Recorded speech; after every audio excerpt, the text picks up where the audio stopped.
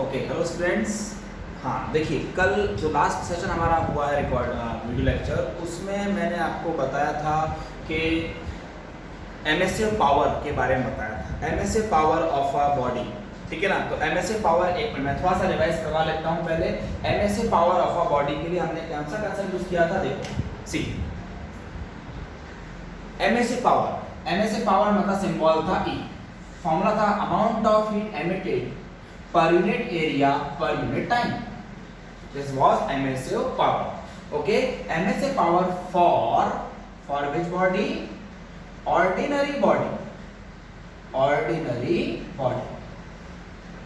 उसके बाद मैंने आपसे ये पूछा था कि EB क्या होता है? It is nothing but what?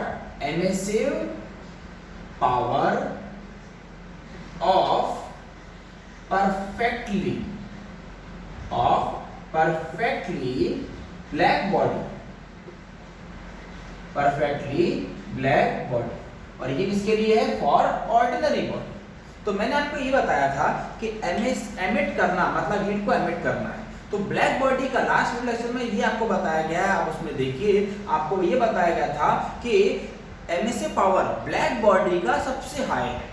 मैंने आपको एग्जांपल दिया था कि विंटर सीजन में हम लोग ब्लैक कलर ड्रेस या फिर ब्लैक कलर जैकेट्स या स्वेटर ज़्यादा यूज करते हैं। क्यों? It will absorb maximum light, it will absorb more light. अगर वो ज़्यादा एब्जॉर्ब करेगा तो ज़्यादा एमिट भी करेगा। मतलब ब्लैक बॉडी का एमएसए पावर मैक्सिमम है।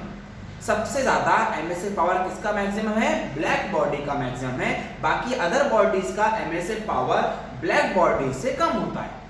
सेम कंसेप्ट हम लोग अभी यहाँ यूज करने वाले हैं। तो देखो, इसके ऊपर ये ऑर्डनरी और ये MSA power for perfectly black body. तो उसके बाद मैंने आपको एक वर्ड पूछा था जो था कोएफिशिएंट ऑफ एमिशन। सिंबल होता है small E, coefficient of emission. देखिए, मैंने आपको ये बताया था, एग्जांपल इस तरह दिए थे मैंने कि अगर मुझे परसेंटेज निकालना है तो मैं टोटल मार्क्स से डिवाइड करूंगा। अगर मुझे 500 आउट ऑफ 600 मार्क्स मिले हैं तो 500 अपॉन 600 करते हैं, मतलब मैक्सिमम वैल्यू डिनोमिनेटर में आती है। सेम कंसेप्ट यहाँ पर है कि कोएफिशिएंट ऑफ एमिशन अगर निकालना है तो मैक्सिमम एमिशन किसका है? ब्लैक बॉडी का है। इसके एमिशन से हम अदर बॉडी को कंपेयर करेंगे तो फॉर्मूला ऐसा बना था, क्या? Capital E upon E। This was emission coefficient of emission for any body, E upon EB। Compare किससे करते हैं? परफेक्टली ब्लैक बॉडी से कंपेयर करते हैं। ठीक है ना। उसके साथ आपने एक पहले टॉपिक पढ़ चुके हो जो मैं प्रीवियस लेक्चर में बता चुका हूं, उसका वर्ड है कोएफिशिएंट ऑफ एब्जॉर्प्शन। जिसका सिंबल है स्मॉल ए। तो small a is equal to, आपको ये फॉर्मूला मिला था, amount of heat absorb to the total amount of heat incident. ये हम पढ़ चुके हैं पहले कि इंसिडेंट लाइट है, इंसिडेंट हीट है Q जो आ रही है, उसमें से कितना क्वांटिटी एब्जॉर्ब हुई वो है QA। तो कोएफिशिएंट ऑफ एब्जॉर्प्शन का फॉर्मूला QA अपॉन Q था, QA अपॉन Q है। ठीक है ना। ये मेन फॉर्मूला हो गया। अब यहां से मैंने आपको ये पूछा था कि इसी फॉर्मूले से मैं QA निकाल सकता हूं। कैसे? A into small q, A into Q। Correct है क्रॉस मल्टीप्लिकेशन में। तो amount of heat absorbed by any body, amount of heat absorbed by anybody is equals to what? QA। QA का वैल्यू कितना बनेगा? A into Q। ये formula मैं अभी use करने वाला हूँ, सारे फॉर्मूलेस को असेंबल करने वाला हूँ। ठीक है। एमएसए पावर याद रखिए, एमएसए पावर के बाद परफेक्टली ब्लैक बॉडी का एमएसए पावर EB रहेगा। फिर हमने कोएफिशिएंट ऑफ एमिशन बनाना है E upon EB।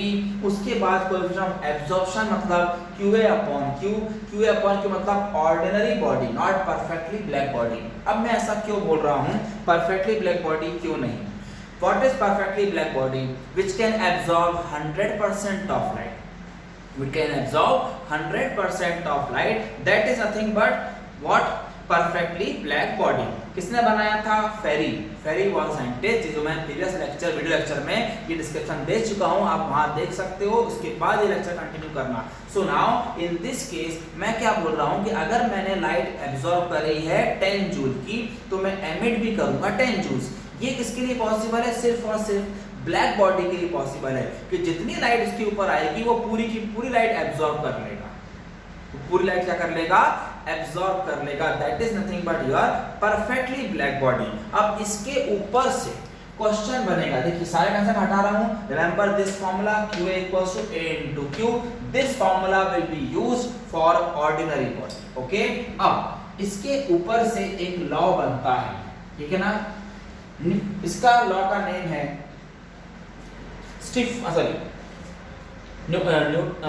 Kirchhoff's law of radiation. Topic है आपका अब Kirchhoff's law of heat radiation. Heat radiation, ठीक है, Kirchhoff's law of heat radiation. इस लॉ में इसने इतना बताया था कि small e is equals to A। This is the law. मैं सिंपल में बताऊंगा आपको। स्मॉल e मतलब coefficient of emission, what is small a coefficient of absorption. ये दोनों इक्वल होने चाहिए, ये इस लॉ में बताया गया, ठीक है? पैटर्न समझ लो, e is equals to A। या फिर इसी को मैं और एक और पैटर्न में लिख सकता हूं। e का फॉर्मूला क्या है? E upon EB is equals to A। ये भी है, दिस इज अनदर लॉ, लेकिन ये याद रखना इजी है इससे। तो आप सिंपली इतना याद रखिए कि जितना हीट एब्जॉर्ब करेगा उतना ही तो कोई बॉडी एमिट करेगा ना। जितना हीट उसने एब्जॉर्ब किया उतना ही वो हीट एमिट कर पाएगा। This is the main law. तो coefficient of emission is equals to coefficient of absorption, ठीक है? ये कंसेप्ट आपको याद रखना है। अब ना इसे हम प्रूव कैसे करेंगे वो देखिए। न्यूटन ने थ्योरेटिकल प्रूफ बताया। थ्योरेटिकल प्रूफ में कैसे होगा आंसर वो देख लो। सी एक्सपेरिमेंट का पहले डायग्राम ड्रॉ करता हूं, फिर मैं आपको समझा के दूंगा कि डायग्राम क्या था। सी वेरी इजी कंसेप्ट।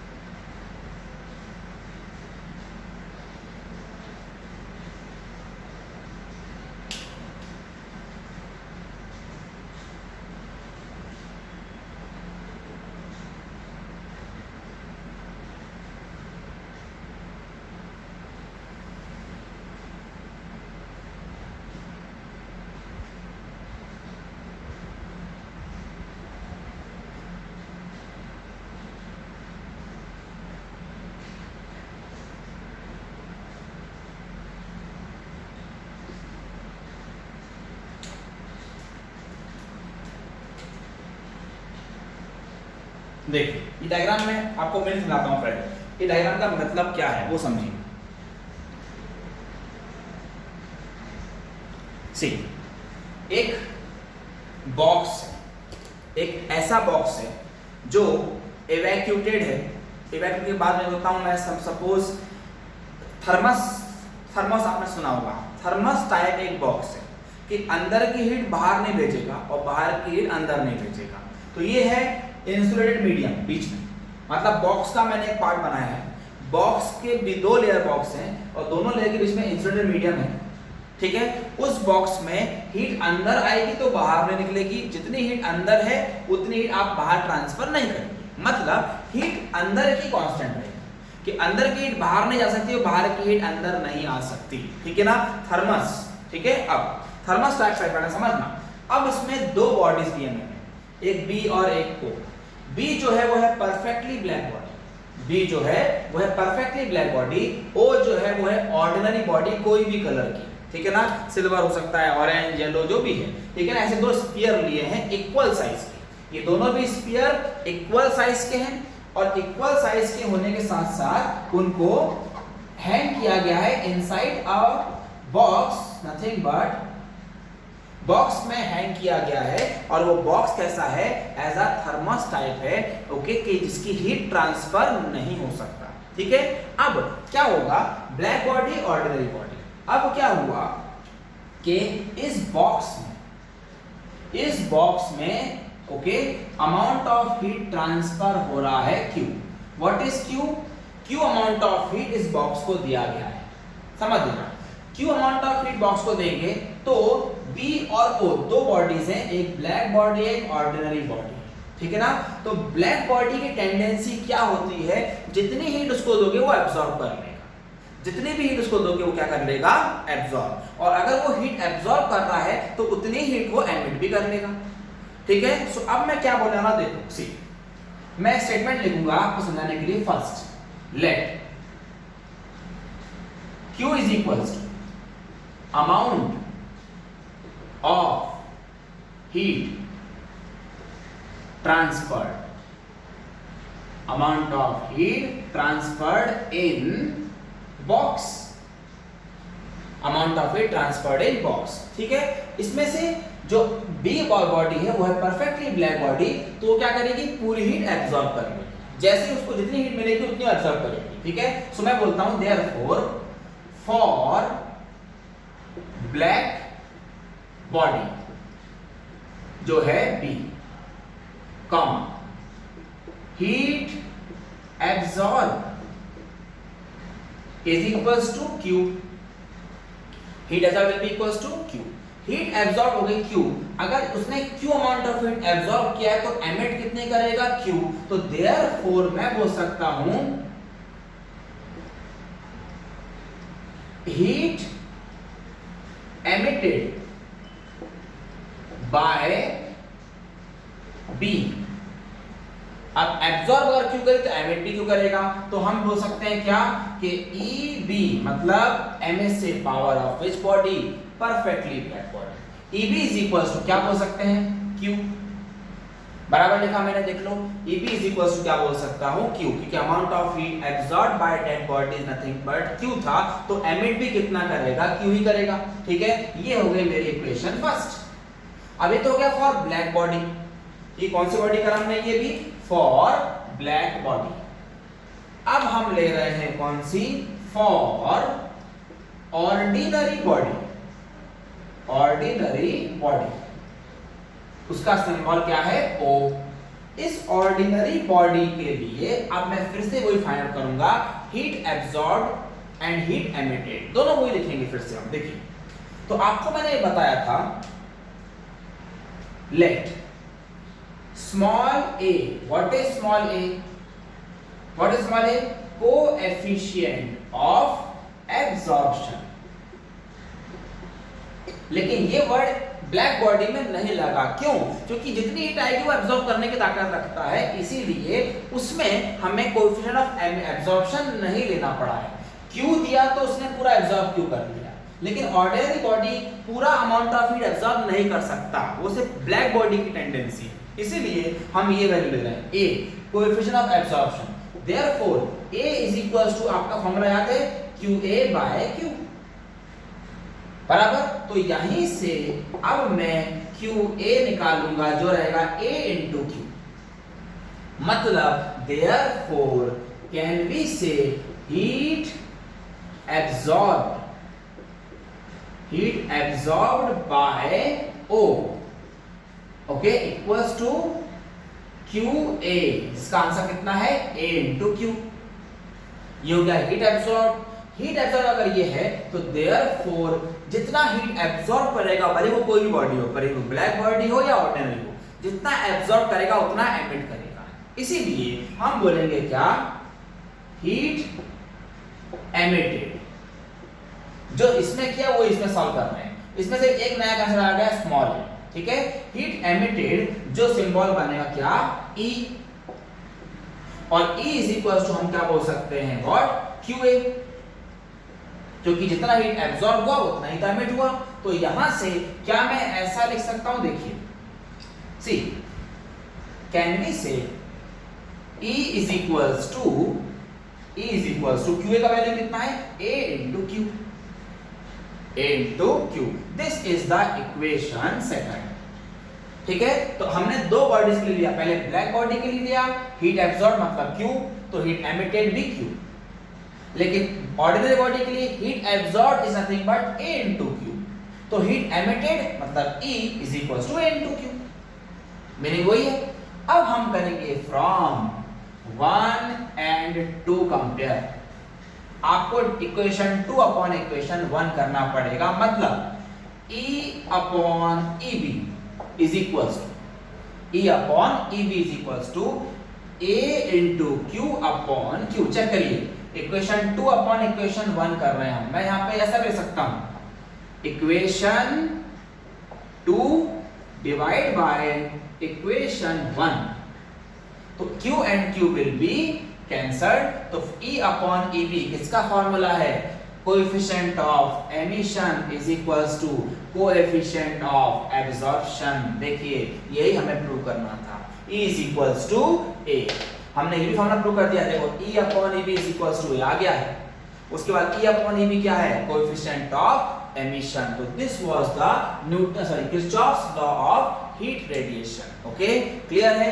तो this was the main concept, so properly listen. सिर्फ black body and ordinary body के लिए हमने कंपेयर करके निकाला है। ओके,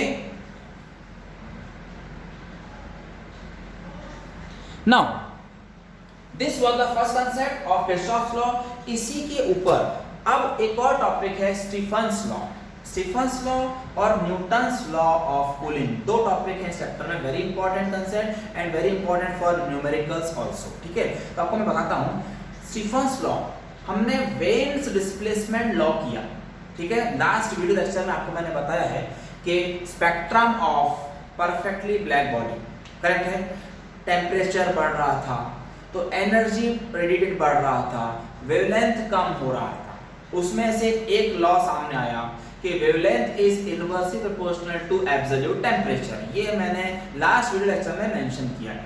ठीक है, ये एक लॉ उससे बना था, दूसरा लॉ भी उसी से बना है। ठीक है, जिसे बोला है स्टीफन्स लॉ, उसे क्या नाम दिया गया है, स्टीफन्स लॉ। ओके, तो स्टीफन्स लॉ के बारे में आप पढ़ेंगे, आप ध्यान से सुनिए। Next concept is Stefan's law.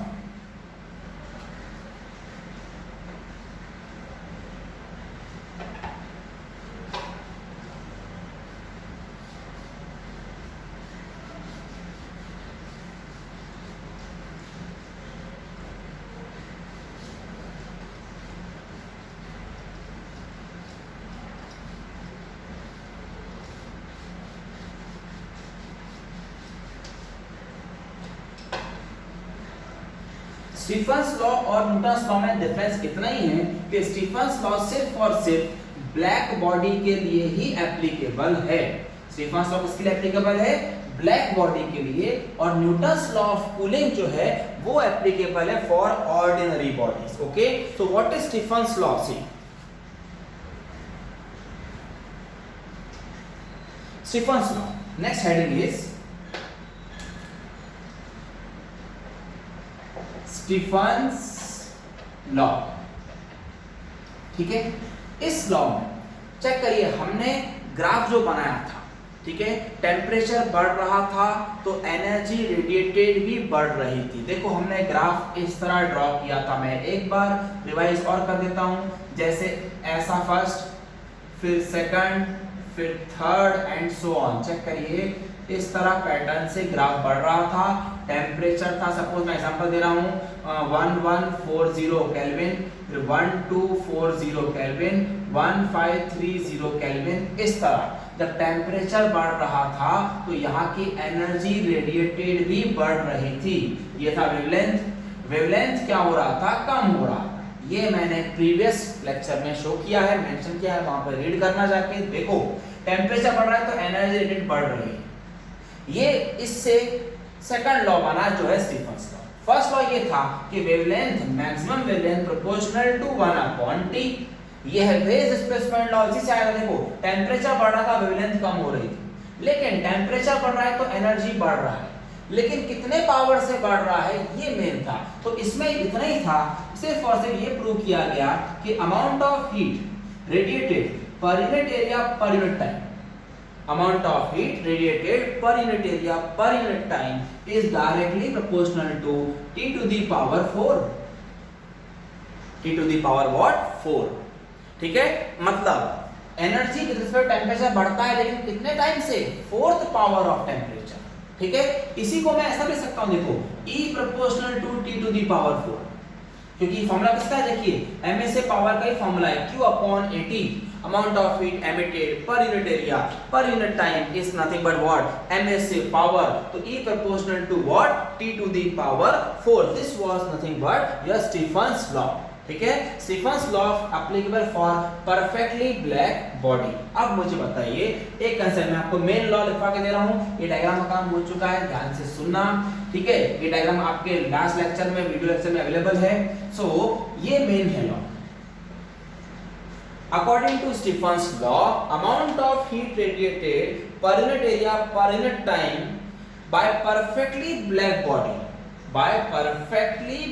body is directly proportional to T to the power 4. Perfectly black body इसलिए बोला गया, तो जो ग्राफ जो मैंने बनाया था वो परफेक्टली ब्लैक बॉडी के लिए ही बना था। मतलब दोनों भी law, Wien's displacement law and Stefan's law are applicable to only perfectly black body. तो मतलब यहाँ से फॉर्मूला ऐसा बना है, देखो Q upon T proportional to T power 4। तो can we say this as therefore EB proportional to T to the power 4। Clear है? EB proportional to T to the power 4. What is EB? Energy radiated by perfectly black body. Okay, perfectly black body. Proportional हटाने के लिए we use a constant. Therefore, EB is equals to sigma times of T to the power 4. Where sigma is equals to what? Sigma is equals to what? क्या होगा? Stephen's, नाम क्या रहेगा? Stephen's constant. What is sigma? Stephen's constant. This is the very important formula. Energy radiated by perfectly black body is sigma times of T to the power 4. ठीक है, एक तो ये कंसेप्ट हो गया। अब इसके ऊपर से एक और फॉर्मूला बना। ठीक है, वो फॉर्मूला बहुत इंपॉर्टेंट है, ध्यान से सुनो। आपको मैं एग्जांपल पूछता हूँ, देखो ये है परफेक्टली ब्लैक बॉडी, एग्जांपल दे रहा हूँ, ये है परफेक्टली ब्लैक बॉडी। ठीक है, अब मैं इसको हीट दिया, इसको मैंने हीट रेडिएशन दिया, इसने हीट एब्जॉर्ब कर लिया। ठीक है, सपोज 100 जूल्स की एनर्जी एब्जॉर्ब कर ली। ठीक है ना, 100 जूल्स की एनर्जी एब्जॉर्ब कर लिया, तो मैं इसको एटमॉस्फेयर में लेके आता हूँ। अगर मैं एटमॉस्फेयर में लेके आऊंगा तो बताइए ये अपनी हीट एटमॉस्फेयर को देना स्टार्ट कर देगा, बराबर, क्योंकि heat flows from high to low, any energy flows from high to low. ठीक है, तो इन दिस केस अगर इसकी एनर्जी सराउंडिंग एनर्जी से ज्यादा है तो ये अपनी हीट एक्सचेंज करेगा विद द एटमॉस्फेयर, मतलब it will give heat to the atmosphere. अगर हीट दे रहा है there will be loss of heat, there will be loss of heat, है ना। अगर हीट लॉस हो रहा है तो देखो ये तो दे रहा है और एटमॉस्फेयर ले रहा है। ओके, देगा और एटमॉस्फेयर लेगा, तो कब तक हीट ट्रांसफर होगा? जब तक इस बॉडी की हीट और सराउंडिंग की हीट सेम ना हो जाए, तब तक ये हीट लॉस करता रहेगा। और अगर हीट लॉस कर रहा है तो डेफिनेटली टेम्परेचर लॉस कर रहा है। ठीक है ना, सो इसके ऊपर से टॉपिक बना था। ठीक है, देखो मेन थिंग, अब अगर मैं आपसे पूछूं मेन का, ये फॉर्मूला मेन है, मैं बोलता हूं heat radiated by perfectly black body is equals to sigma T to the power 4। Equation 1 देता हूं, ये तो हो गया ब्लैक बॉडी के लिए। अच्छा, अगर ये हीट बाहर जा रही है तो टेम्परेचर लूज हो रहा है, लॉस हो रहा है, टेम्परेचर लॉस हो रहा है, तो सराउंडिंग का टेम्परेचर गेन होगा। जैसे आपको बताऊं, अगर आपने एक जगह पर फायर आग जला दी है लकड़ी से, ठीक है, तो उसके सराउंडिंग का टेम्परेचर थोड़ा गर्म हो जाएगा, बराबर है। लेकिन अगर आप ज्यादा दूर जाओगे तो टेम्परेचर नॉर्मल हो जाएगा। लेकिन अगर आप उसके पास खड़े हो तो आपको हीट फील होगा, बराबर है। मतलब वो फायर ट्रांसफर कर रही है अपनी हीट किसको? सराउंडिंग को, तो सराउंडिंग का टेम्परेचर बढ़ेगा। ठीक है, अब हम करेंगे क्या? हीट रेडिएटेड, मतलब ब्लैक बॉडी ने रेडिएट किया तो एटमॉस्फेयर ने एब्जॉर्ब किया, तो मैं बोलूंगा heat absorb by surrounding, by what, surrounding, okay, equals to, उसका फॉर्मूला बना दूंगा सिग्मा T नॉट के पावर में 4, T naught, what is T naught, temperature of the surrounding, T naught क्या है, temperature of the surrounding, okay, so T naught to the power 4, ये हो गया heat absorb by the surrounding, और ये है heat radiated by the black body. तो अब हम कर सकते हैं, देखो अब बताइए, अगर हीट ब्लैक बॉडी निकाल रहा है और एटमॉस्फेयर एब्जॉर्ब कर रहा है, तो there is a loss of heat, there is a loss of heat, किसकी हीट लॉस हुई है, ब्लैक बॉडी की हीट लॉस हुई, क्योंकि ये अपनी हीट को सराउंडिंग में ट्रांसफर करेगा, ठीक है। तो देयरफॉर मैं बोल सकता हूं rate of loss of heat will be equals to, बड़ा कौन है, सिग्मा टी पावर 4, छोटा कौन है, sigma T naught to the power, क्योंकि ये एनर्जी ज्यादा है एज कंपेयर टू दिस, तो हम क्या बोल सकते हैं, sigma T to the power 4 minus sigma T naught to the power 4, therefore finally we will get what, rate of loss of heat with a very important formula, rate of loss of heat, okay, by which body, black body, by which body, black body will be equals to sigma times of T to the power 4 minus T naught to the power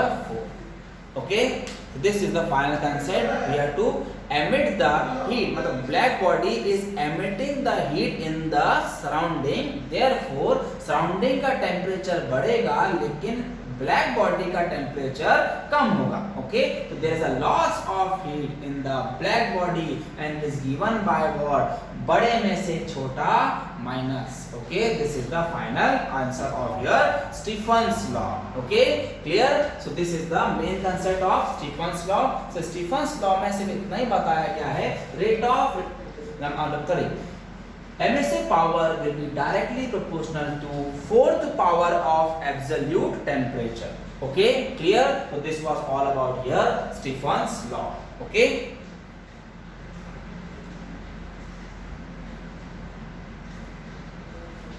now अब ये तो हो गया सिर्फ black body के लिए, ये तो हो गया सिर्फ ब्लैक बॉडी के लिए, स्टीफन्स लॉ सिर्फ और सिर्फ ब्लैक बॉडी तक ही सीमित है, ठीक है ना। Rate of loss of heat भी निकल गया आपका, rate of loss of heat by the black body, ठीक है ना, आपका सिग्मा टी पावर 4 वगैरह आंसर आ गया, ठीक है। ये फॉर्मूला वेरी इंपॉर्टेंट है, ठीक है ना, रेट निकालने के लिए, और ये फॉर्मूला बहुत इंपॉर्टेंट है, sigma T to the power 4। अब हमें आगे कंसेप्ट में यूज करना है अनदर टॉपिक, बताओ क्या सिर्फ ब्लैक बॉडी ही हीट ट्रांसफर करती है सराउंडिंग में, ऐसा तो नहीं है, ठीक है ना। अब इसमें एग्जांपल देता हूँ, सपोज ये एक मेटल का क्यूब है, मेटल का बॉक्स है, सॉलिड मेटल, आयरन है, मैं इसको हीट अप करता हूँ, सपोज एल्यूमिनियम या कॉपर है, मैं इसको फायर में हीट अप करता हूँ, तो ये एब्जॉर्ब कर लेगा heat, definitely it will get warmer, गर्म आएगा, बहुत सा टेम्परेचर एब्जॉर्ब करेगा। अब मैं उसको सराउंडिंग में रख देता हूँ, मैं उसको सराउंडिंग में रखता हूँ, तो बताओ ये अपनी हीट लॉस नहीं करेगा, बिल्कुल करेगा। अगर ये हीट अपनी लॉस कर रहा है तो क्या ये ब्लैक बॉडी था, नहीं, ये तो जनरल बॉडी है, जनरल बॉडी भी हीट लॉस करता है। जैसे आपने एक जगह आग जला दिया, वुड जल रही है, लकड़ी जल रही है, तो लकड़ी जलेगी तो अपनी हीट को सराउंडिंग में डिस्ट्रीब्यूट करेगी, सराउंडिंग में उसकी हीट फैलेगी, तो ठीक है, तो वुड ने अपनी हीट लॉस करा। सिमिलरली ये कॉपर ब्लॉक है, कॉपर ब्लॉक को मैंने हीट अप करा, तो हीट अप करके मैं अगर एटमॉस्फेयर में लेके आता हूं तो इसका हीट एटमॉस्फेयर में जाएगा। अगर एटमॉस्फेयर में जा रहा है तो ये जो बॉडी है ये कूल होगी, मतलब इसका टेम्परेचर लॉस होगा, इसका टेम्परेचर फॉल होगा, और टेम्परेचर फॉल होगा तो एटमॉस्फेयर का टेम्परेचर बढ़ेगा, एटमॉस्फेयर का टेम्परेचर बढ़ेगा। समझ में आ गया पैटर्न क्या बोल रहा हूं मैं? तो बताइए ये बॉडी ब्लैक बॉडी तो नहीं है, तो ऐसी कंसेप्ट के लिए अनदर लॉ बना Newton's law of cooling. Newton's law of cooling is applicable to general bodies, not for black body. Black body के लिए स्टीफन्स लॉ है, जनरल बॉडीज के लिए न्यूटन्स लॉ है, ओके। तो न्यूटन्स लॉ ऑफ कूलिंग क्यों बोला है कि ये बॉडी अपनी हीट लॉस करेगी, अपना टेम्परेचर फॉल करेगा, तो ये ठंडा हो जाएगा, कूल होगा, इसी नाम क्या दिया गया था, न्यूटन्स लॉ ऑफ कूलिंग, ठीक है। अब इस कंसेप्ट को स्टार्ट करना है, देखिए see next topic is Newton's law of cooling.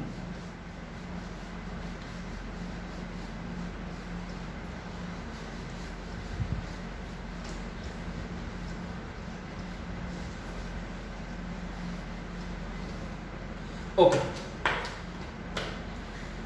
Next is Newton's law of cooling. मैं लिख देता हूं, ये है सिर्फ और सिर्फ जनरल बॉडीज के लिए, इसमें ब्लैक बॉडी का वर्ड नहीं आएगा, general bodies. Okay, Newton's law of cooling. अब न्यूटन्स लॉ ऑफ कूलिंग का स्टेटमेंट ये है, the rate of loss of heat. What is statement? Rate of loss of heat, okay, is directly proportional to the excess temperature of the body over the surrounding, ठीक है। मतलब देखो, rate of loss of heat बोलो या rate of fall of temperature बोलो, one and the same रहेगा। Rate of loss of heat मतलब temperature कम होगा तो हीट भी तो कम होगा, और हीट कम होगा टेम्परेचर कम होगा, बराबर है। इसका पॉसिबल नहीं है कि बॉडी का हीट निकल रहा है और टेम्परेचर बढ़ गया, possible, not at all possible. So in this case अगर बॉडी का टेम्परेचर कम हो रहा है, टेम्परेचर फॉल हो रहा है, तो उसका हीट भी लॉस हो रहा है, तो rate of loss of heat लिखो या फिर rate of fall of temperature लिखो, वन एंड द सेम है। अब एक्सिस टेम्परेचर क्या है उसका मैं समझाता हूं आपको मैं। What is the meaning of excess temperature? अब देखो, मेरे पास एक ब्लॉक है, मैंने आपको एग्जांपल दिया था अभी, ये वाला, ये ब्लॉक है और इसका टेम्परेचर है 100 डिग्री सेल्सियस। मैंने इसको हीट अप कर दिया है 100 डिग्री सेल्सियस। सराउंडिंग, अब सराउंडिंग का टेम्परेचर मैं बोलता हूं, ये सराउंडिंग है, एग्जांपल दे रहा हूं, ये सराउंडिंग, ये क्या है? सराउंडिंग। सराउंडिंग का टेम्परेचर है 30 डिग्री सेल्सियस, 30 डिग्री सेल्सियस। तो अब देखो, what will be the excess temperature, meaning समझना है, एक्सिस टेम्परेचर का मीनिंग समझना है। What is the meaning of excess temperature? See, आप सोचेंगे sir excess temperature 70 degree Celsius, this is not excess temperature. अब देखते हैं हीट कब तक फ्लो होगा, मैं आपको एग्जांपल देता हूं। पहला केस मैं बोलता हूं, फर्स्ट केस में इसने इसको 10 डिग्री सेल्सियस दिया, तो ये हो गया 90 डिग्री सेल्सियस और ये बन गया 40 डिग्री सेल्सियस। फिर से इसने और इसको 10 डिग्री सेल्सियस दिया, तो ये बन गया 80 डिग्री सेल्सियस और ये बन गया 50 डिग्री सेल्सियस। फिर से इस बॉडी ने इसको कितना दिया? 10 डिग्री सेल्सियस, तो ये बन जाएगा कितना? 60 डिग्री सेल्सियस और ये हो जाएगा 70 डिग्री सेल्सियस। अब लास्ट कंसेप्ट में ये इसको सिर्फ और सिर्फ 5 डिग्री सेल्सियस देगा, तो ये बन जाएगा 65 डिग्री सेल्सियस और ये बॉक्स भी बन जाएगा किसका? 65 डिग्री सेल्सियस का। अब हीट फ्लो नहीं होगा, क्यों? दोनों भी तो 65 डिग्री सेल्सियस पे आ गए हैं, दोनों भी 65 एंड 65, तो heat high to low flow होता है, टेम्परेचर भी हाई टू लो फ्लो होता है। जब दोनों का टेम्परेचर इक्वल हो गया है, there will be no flow of heat, there will be no flow of temperature. तो देखो 100 डिग्री सेल्सियस पे था, 65 पे आके खड़ा हो गया, 65 सराउंडिंग को दे दिया, तो सराउंडिंग ने गेन तो किया, लेकिन एक्सिस टेम्परेचर कितना हुआ? तो मैं अगर बात करूं किसकी? एक्सिस टेम्परेचर की। एक्सिस टेम्परेचर तो कितना था? 100 minus 65 means we have given how much? 10 plus 10 plus 10 and 5 means we have given 35 degree Celsius to surrounding. We have given how much? 35 degree Celsius to surrounding. मतलब इस तरह heat loss होगा। तो देखो with respect to time, जैसे जैसे time बढ़ेगा, बताओ मैंने इस बॉडी को हीट अप करके कितने टेम्परेचर पे? 100 डिग्री सेल्सियस पे एटमॉस्फेयर में लेके आया। जैसे ही लेके आया वैसे ही 65 पे पहुंचाएगा? नहीं, धीरे धीरे टाइम बढ़ता जाएगा, ये ठंडा होता जाएगा, सराउंडिंग का टेम्परेचर बढ़ता जाएगा। तो तो with respect to time there is a loss of heat, there is a fall of temperature. इसीलिए फॉर्मूला ये बनेगा कि एक्सिस टेम्परेचर क्या, अब देखो ये जो टेम्परेचर है इसका नोटेशन रहने वाला है थीटा, और सराउंडिंग का जो टेम्परेचर है उसका नोटेशन रहने वाला है थीटा नॉट। तो हमने क्या किया है, देखो theta minus theta naught, theta naught का देखो थीटा और थीटा नॉट कितना होगा 65, तो एक्सिस टेम्परेचर कैसे निकला है 100 माइनस 65 से निकला है, क्योंकि सराउंडिंग का टेम्परेचर कितना बन चुका है अब 65, और इसका कितना बन चुका है 65, कितने से स्टार्ट हुआ था 100 से, तो 100 में से 65 माइनस कर रहा हूं तभी एक्सिस टेम्परेचर निकला कि मैंने कितना लॉस किया है 35 डिग्री सेल्सियस। वो कैसे निकल रहा है 100 में से 65 माइनस कर रहा हूं तब निकल रहा है। तो फॉर्मूला ऐसा बना, इसके ऊपर से formula will be dq by dt, dq by dt, what is dq by dt? Rate of loss of heat with respect to time is directly proportional to axis temperature. What is axis temperature? 100 minus 65 मतलब theta minus theta naught. Answer will be theta minus theta naught. This is nothing but axis temperature. देखो what is theta? Body का temperature. What is theta naught? Surrounding का temperature, surrounding temperature कितना होगा 65, तो हमने 100 minus 65 किया तो axis temperature निकला है। Same theta minus theta naught, ये मेन फार्मूला है।